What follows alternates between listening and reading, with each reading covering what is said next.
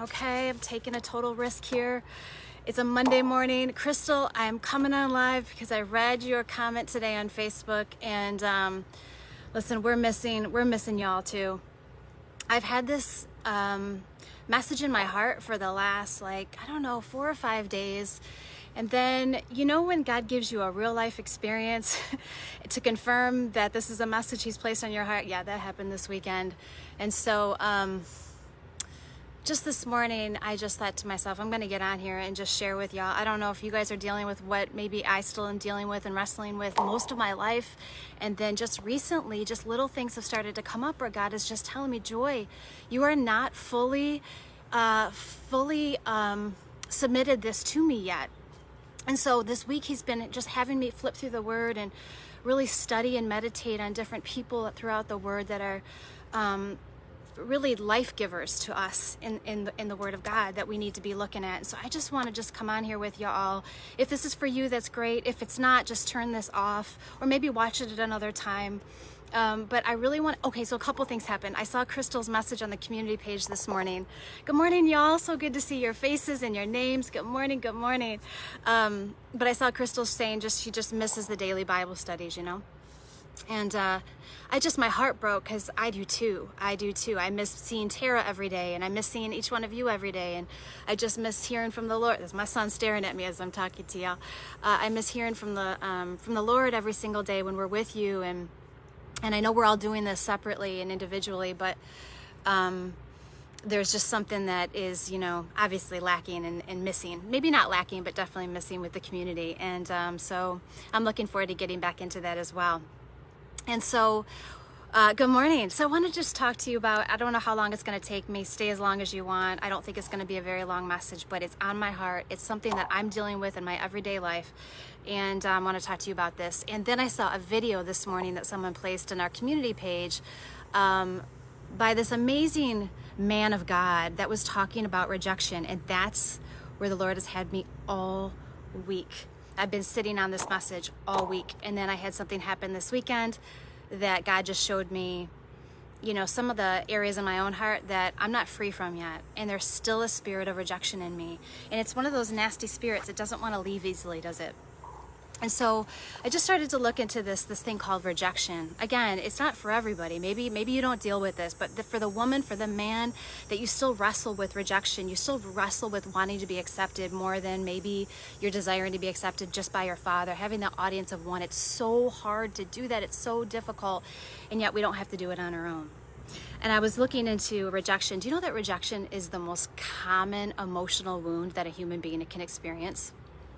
But rejection is the most wounding emotional traumas that a human being can experience. So in other words, it's the hardest on our heart, but if you're human, you're gonna experience it. It's hard. And then I saw this, that it says this: the same area of our brain that is activated by physical pain is the exact same area of our brain that's activated by rejection.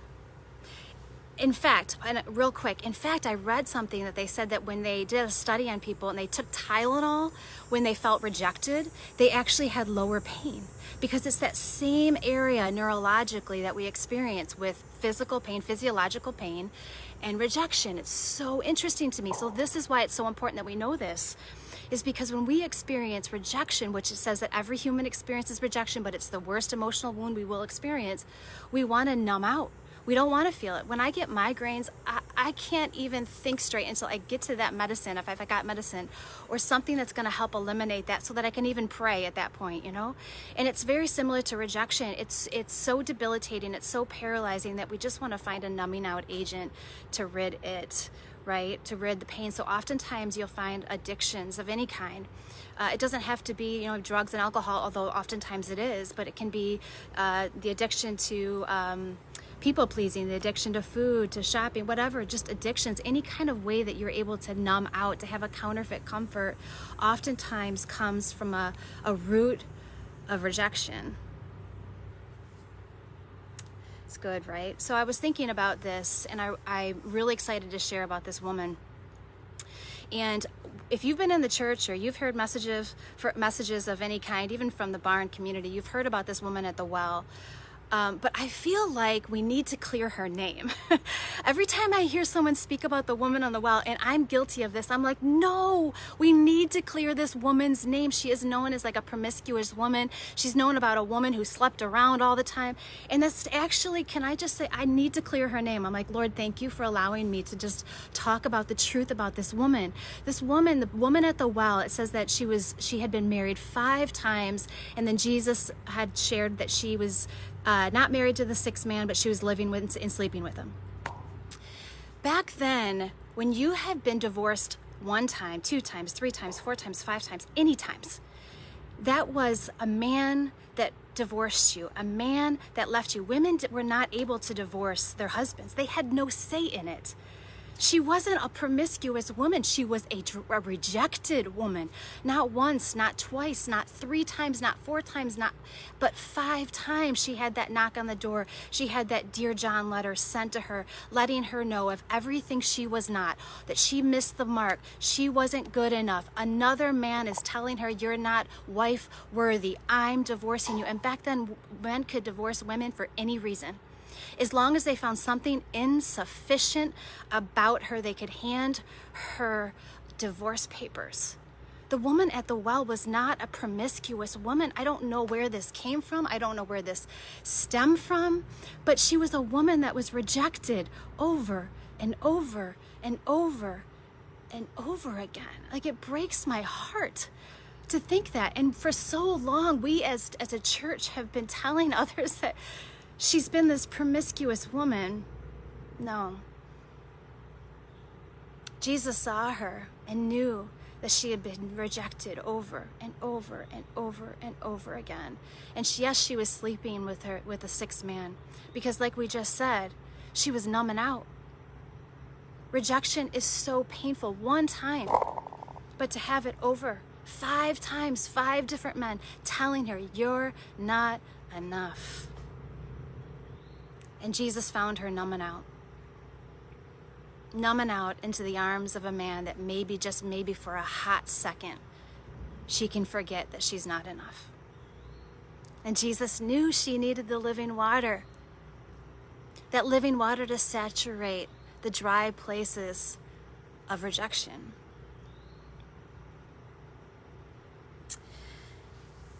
Isaiah 5:18 is one of my favorite verses. I've mentioned this to y'all before, but it says, what sorrow for those who drag their sins behind them with ropes made of lies. Okay, so remember, oftentimes our sin is attached to a lie. It's attached to a rope. It's attached, like we talked about, it's attached to a fact. Remember, facts, bear with me. You got to get this right now if you can. Write it down, maybe go back to it, marinate it, pray about it later. Facts are not truths. Satan uses facts all the time. So what Satan did with this woman at the well, maybe he's doing it with you right now. He does it to me on the daily. He'll tell me all my facts of my life.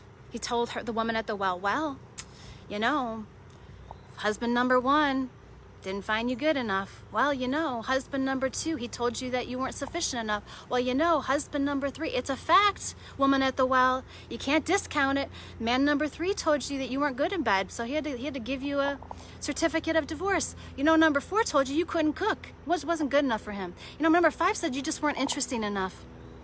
It's a fact. He said it. It's a fact about you. But listen, facts are not truth. Facts are the ropes, the cords that drag those sins around. And that sin for her was that 6th man she was sleeping with. But God says it's the truth that sets us free. It's never the facts that sets us free. The truth about the woman at the well, the facts told her she was rejected. That's a fact. The truth tells her that she is highly adored, highly loved, highly enough because of the one who is enough, highly forgiven, highly honored, highly cherished. And oh my word, is she precious. If we only knew how precious we were when our Father looked at us. And she finally got to see that when she encountered Christ. She looked into his eyes, the way that I just picturing myself looking into all yours. That you would see Jesus looking into you right now, the way that she encountered him at the well. and she saw how precious she was. And when you see how precious you are, the truth of your preciousness faces the fact of your rejection. It's like it dissipates the facts in the lives that are just so tightly woven in that cord. All of a sudden begins to dissolve. And the sin that was attached to the facts and lies cord is left just sitting there for you to walk away from it. And so then this always got me, because you know the woman at the well was like, she went back to all the people after she encountered her preciousness, right? Looking at the eyes of her Jesus. And her rejection was met with the truth of love. And she goes back to her community and she's like, I met a man that told me everything he did, right? And so we've always heard that, oh, Jesus told her all this, how promiscuous she was. Jesus told her of all her sins. Jesus told her how awful she was. And listen, there is a time and a place for repentance and confession, and that's every day of our life. Jesus does allow us to see the darkness of our sin, but man, does he just blanket us with the favor of his love afterwards, right? But could it be, just maybe, I don't know, but could it be just maybe, Jesus told her everything she did? Woman at the well, remember the time that your third husband left you? And because men just had everything, men had all the say and women had nothing, they took all your money, he took all your sources, he took your home, he even took your children. Remember that? Yeah. And remember when you refused to slander him to your best friend? Remember that? You did that. And remember when you had nothing left and you only had a nickel in your hand and you saw that homeless man on the side of the road and you gave him that nickel? Yeah, you did that. And remember that time that when you were 9 years old and you experienced that first taste of rejection that you would begin to taste the rest of your life, and you refused to numb out at that point, but you sought my face and you sought my arms and you cried with me, my dear child? Remember that? Yeah, you did that. Maybe, just maybe, she went back into the city and she told everyone what she did, because she went back with a confidence, because it says in the Psalms that God is the lifter of our heads. Maybe they never saw her lifting her head. Maybe all they saw was this woman just filled with rejection. Her head was always down. And she came back with her head lifted high. She came back with a confidence because Jesus reminded her of what she had done right in the face of rejection. Jesus reminded her of her identity, reminded her that rejection no longer labeled her, reminded her of things that she did that made him proud, that the enemy would not let her see, because she was so focused on being rejected that he reminded her that he saw her. He saw her righteousness. He saw her heart. He saw her favor. He saw her goodness. He saw her. Just maybe, just maybe.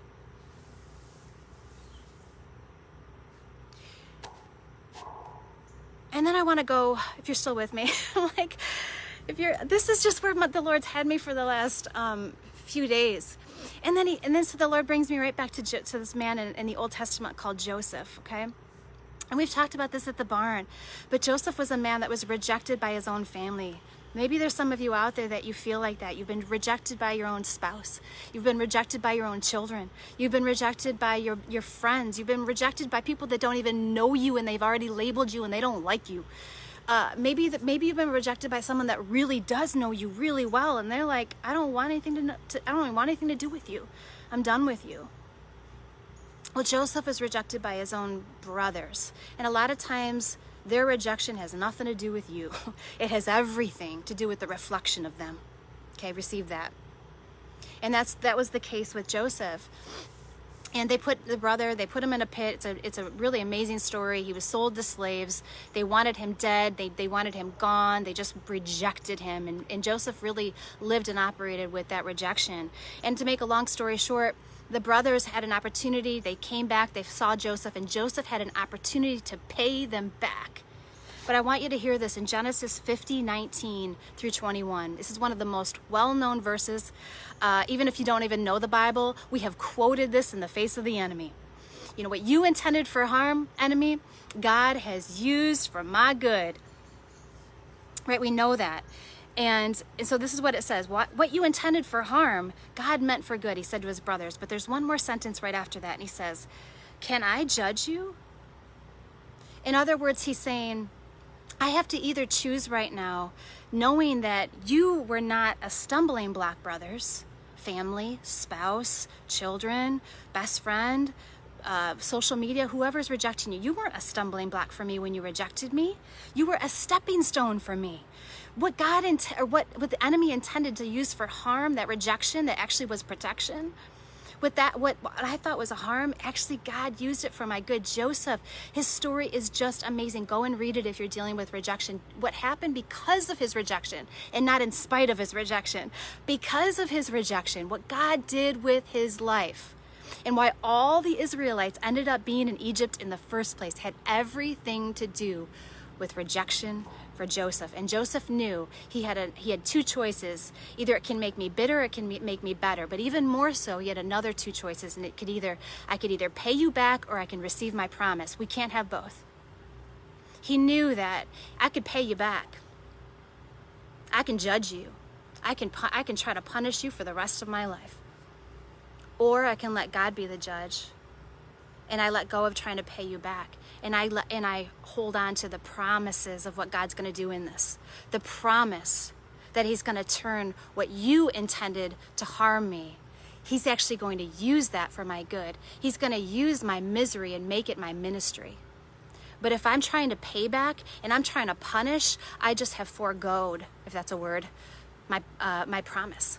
I cannot have both. We cannot have both. You cannot have both. I cannot have both. And so oftentimes I want both. I want God to use this, my story for his glory. I want him to flip the script on the enemy. I want what they intended, or what enemy intended to use for harm. I want God to use it for my good, but I'm going to pay you back. Oh, I'm going to judge you. I'm going to punish you. And we cling to both. And God so gently and kindly and lovingly goes, you can't have both. Today you got to choose. Are you going to be bitter or better? Are you going to choose promise? Or are you going to choose payback? Are you going to allow them to understand, and yourself to understand, that this was not a stumbling block, but a stepping stone? And I know these are fun little rhymey rhymes that I oftentimes use because they help me remember it, but there's so much solid stinking truth in what I am saying that I am not there yet. This is stuff that I am still dealing with. I am still wrestling with. I am still bringing to the Lord. Like, Lord, I still want both. But at the end of the day, I can't have both. And I know that I'm going to choose you because you are the only one that's going to bring me life. You are the only one that's going to iron out the details. It is your promise. It is your favor. It is your blessing on my life. Joseph wanted the blessing.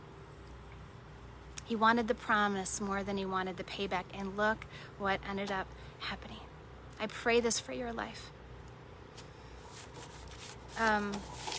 There was one more story, if you're still with me. David, this is another one. When I was kind of new to the Bible, and then I want to read the beatitudes for you right after that, and we're going to start to close. But when I was kind of new to the Bible, there was a story on David that I have never been able to get off my heart. Sometimes you hear stories and then you hear it again 3 years later by somebody else preaching it, and you're like, yeah, I kind of remember that. Well, this particular story, I don't need someone reminding me. It is like chiseled in my heart. And it was about a story named David, right? King David, we had kind of all heard about before. Well, he was king, and then his son rejected him. His son betrayed him. His son slandered him, his own flesh and blood. And David was dethroned, and his son hit the throne and lied about his father, put just the worst rumors out about his father. And so on his way out of Jerusalem, David has got his head down. He is so hurt. He is so wounded because rejection, remember, is the worst emotional wound we can experience. And it's the same neurological brain activity is activated when we rejected than when we feel the physical pain, right? So he is physiologically feeling this, and his heart is shattered. And as he's walking out of Jerusalem with his friends, a few friends that stuck with him, there is a man that comes out of his home. Some of you had heard me share this story, but bear with me. And this man picks up these rocks from the ground, and with every rock he throws at David's face, he curses at him and tells him everything that he is not, just like the woman at the well, just like Joseph with his brothers.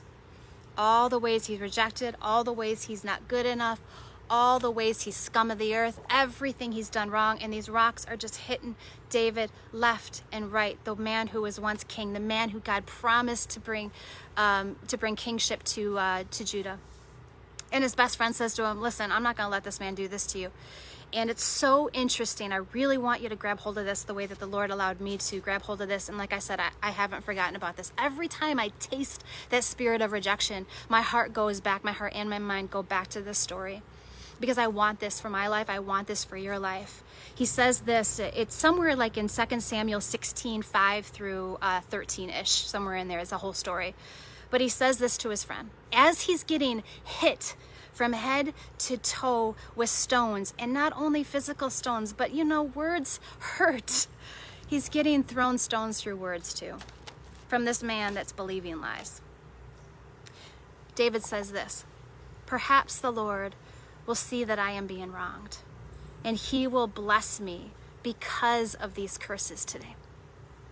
Do you see how David chose blessing? How he chose promise over payback? He could have stopped. He could have grabbed rocks and whipped them right back, but he would have missed the promise. He would have missed what was waiting for him in the future. Just maybe, could it be maybe that the throne was given back to David because of this one very moment of a test of his character, that he did not throw a stone back, but he said, no, I believe that my Father sees me. I believe that I'm going to get favor because of this. I believe because of this rejection, and not in spite of this rejection, that there's going to be favor and blessing that follows me everywhere I go. I believe that I'm not an orphan. I believe that I'm a child of God. I know that God can pay him back in a way that I never could. I know that this is going to be a stepping stone for me and not a stumbling block. And so I want to read this with y'all from Matthew 5:3. These are Jesus's words. You've heard them before. Will you hear them again, just as if it was like all fresh and new to you? I'm reading from the NIV because I think the NIV just shares the delicacy of this verse. It's Matthew 5:3, and Jesus says this: in the face of your rejection, in the face of those physiological stones, and also those emotional and mental stones that are being thrown at you. Blessed are the poor in spirit, for theirs is the kingdom of heaven. Because when you've been rejected, that first taste of rejection, oh, does your spirit feel so poor, right? Y'all know what I'm talking about. There's a right order to these beatitudes. There's a reason that Jesus, the lover of your soul, chose the order that he spoke, these beatitudes. Blessed are you who are poor in spirit. Here's the promise. Remember, you can't have payback and promise at the same time. For those that refuse to pay back, here's your promise. The kingdom of heaven is yours. And those that are poor in spirit, remember, because when you're poor in spirit, you're gonna mourn. David had to feel the grief of being the rocks being stoned. He decided not to numb out by doing payback, but he felt it. It hurt. This is painful. I'm experiencing this. I am grieving. I'm not going to numb out. I'm not going to go into the arms of another man. I'm not going to have a counterfeit comfort. I'm going to feel this. I'm going to grieve this. I'm going to climb into my papa's lap, and I'm going to cry my eyes out. And blessed are those who mourn, for they will be comforted. There's your promise. Because you refuse to pay back, I'm going to give you a promise, Jesus said. And he said, I'm going to comfort you. And he says that those who mourn, he said, those are meek people. Those are my humble children. And when you're humble, he says, you're going to inherit the whole earth. There's your promise. Not payback, but the promise of inheriting the whole earth. And he said, and when you're humble, this is when you can finally hunger and thirst for righteousness. The humble thirst and hunger for my righteousness. And then here's the promise, because you refuse to pay back, I'm going to give you a promise. The promise is that you're going to be filled, period. You're just going to be filled. How many of you feel empty, right? How many of you just feel like you're just not full? Well, maybe we're clinging to our payback. Maybe we're clinging to being the judge and trying to punish. And God is going, I want you to hold on to that promise. And then those that hunger and thirst for his righteousness, those are merciful people. You finally can be merciful when you're hungering for that righteousness. And here's the promise. You're going to be shown mercy when you're merciful. That's the promise he's giving you. He said he's going to show you mercy like you've never experienced mercy in your entire life. And then he says that those that are merciful, those are the ones that are pure in heart. How many of you want that pure heart? But we can't have a pure heart when we're so busy and so fixated and so obsessed on paying that person back. But no, I'm going to let God do that. And I'm going to pick up his promise. And he said the pure in heart will see their God. Boy, do I want to see my Papa. I want to see his face every single moment. But I won't be able to if I don't have that pureness of heart. I'm going to pick up that promise. And then it says, if once you're pure in heart, a pure in heart person, oh, they're going to be a peacemaker. Not a peacekeeper, but a peacemaker. And the promise, they're going to be called children of God. Blessed are those who are persecuted. Blessed are those who are rejected because of righteousness, for theirs is the kingdom of heaven. And then he ends it here. Blessed are you when people insult you, persecute you, and falsely say all kinds of evil against you. Have you been there? Have you been there? Have you been there? I have been there, I have been there, I have been there. But Jesus is saying, listen, blessed because of it, not in spite of it. Favor and blessing and honor are going to cloak you like the whitest of white robe because of you being persecuted because of Jesus Christ. Because of you choosing not to pay back and not to punish, but to look to your Father and say, I'm choosing promise over payback. I'm choosing promise over punishment. I'm choosing you. And I'm going to end it here. One of my favorites, all-time favorites, stories. I know I've got a lot of favorite stories, but it's from Matthew 8, and it's a story. If you've watched The Barn, you've probably heard me share it, but I'm going to say it again because I need to hear it. This message is probably for me the most out of any of us today. I'm a work in progress, but how does Joyce Meyer say it? I'm not where I'm supposed to be, but thank God I'm not where I used to be. Amen to that, right? But there's a story of Jesus, and he's in a boat, and he's going to the side of the lake that there's a group of people that really don't want to see him. And he goes to the side of the lake, and there's a demon-possessed man that Jesus heals. Okay, and he ends up throwing this legion of demons into this herd of pigs, and they go off this cliff, and the community comes out to Jesus, and they all tell him, we don't want you here. Go back to where you came from. We are rejecting you. And I want to just end with this because I watched, and I leaned in like this when I was reading the word. And I listened and I watched, and I leaned in, and I went really close to what Jesus' response was to their rejection. And you know what? Jesus doesn't say, you know what, let me try to prove one more miracle to you, that I'm really good enough, that I'm really the Messiah. Let me just show you one more miracle. Or I really got to show you my heart. Like, you really have to know that that's not, you're rejecting me for all the wrong reasons. I'm really a good person. I'm really the Son of God. I'm really the kindest man you'll ever meet. I am your healer. I am your great physician. You just don't know it. Let me prove it to you. Let me just give you a teaching. Let me tell you the beatitudes one more time. He did none of that. It said that they rejected him, and he got in his boat and he left. He had nothing to prove. He had nothing to defend. He got in his boat and he's left. And he left them in the hands of his Father. And he got into the boat and he went right across this little lake to the other side.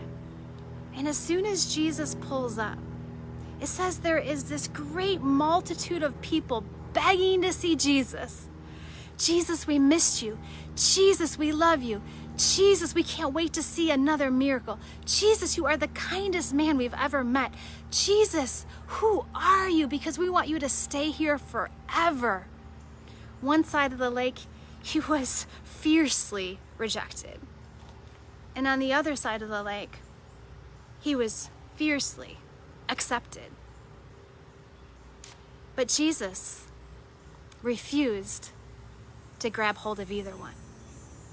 Whether he was rejected or he was accepted, Jesus got right back in the middle of that boat, in the middle of the lake, and he looked straight at that anchor and knew who he was anchored to.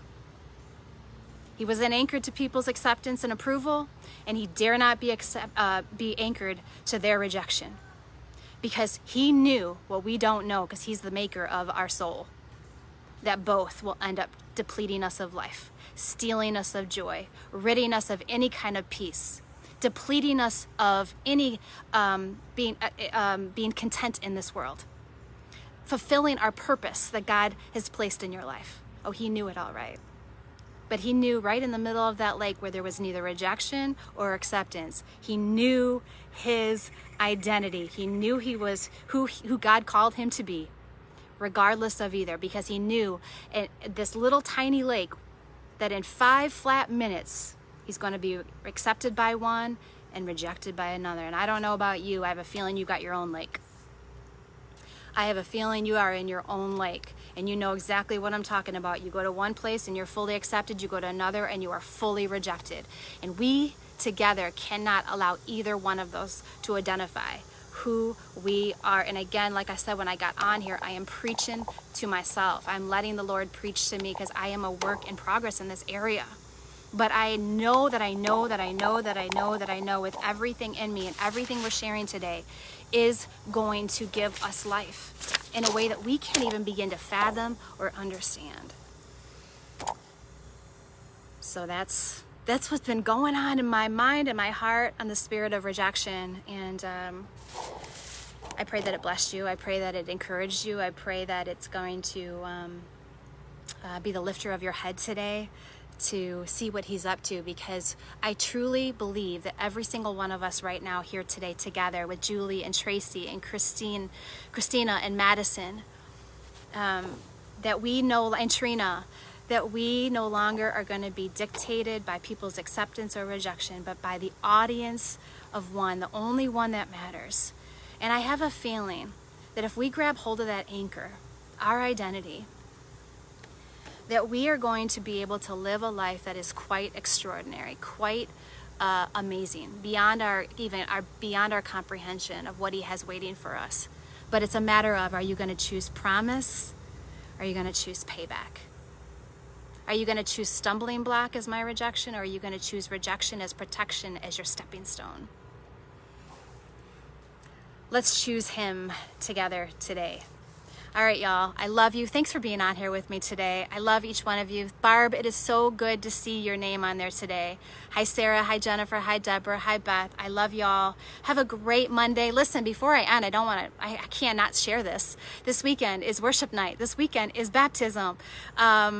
So this Saturday night is worship. We are full right now just because our limited parking, unfortunately, is limited. It's just that. But we're going to have a videographer there, so you're not going to miss out. If you don't live in the area, if you want to see it later because you weren't able to get in time with registration, we're going to have it all on video. Would you be praying for us that night? Would you be praying for every single person there, that every single person that puts those feet on his holy grounds that night, whether they know him or they don't know him, they are going to be radically ambushed by the Holy Spirit. They will never be the same again as a result of being at worship night. Will you pray for great weather? You know what? Even if it rains, Lord, that's what you want. That rain is just going to be a symbol of being washed over by your Holy Spirit. So rain or shine, except if a thunderstorm, obviously. And then the next day with the baptism, come on out. We've got plenty of room for that. If you want to be baptized, if you're feeling a check in your spirit, if the Lord is just saying, listen, the water baptism is a representation of what I've done in your heart. We'd love to have you out there on Sunday. I don't know about you, but I have never been able to watch a baptism and not weep. It is one of the most beautiful experiences that your eyes will see if you haven't been able to be at one before.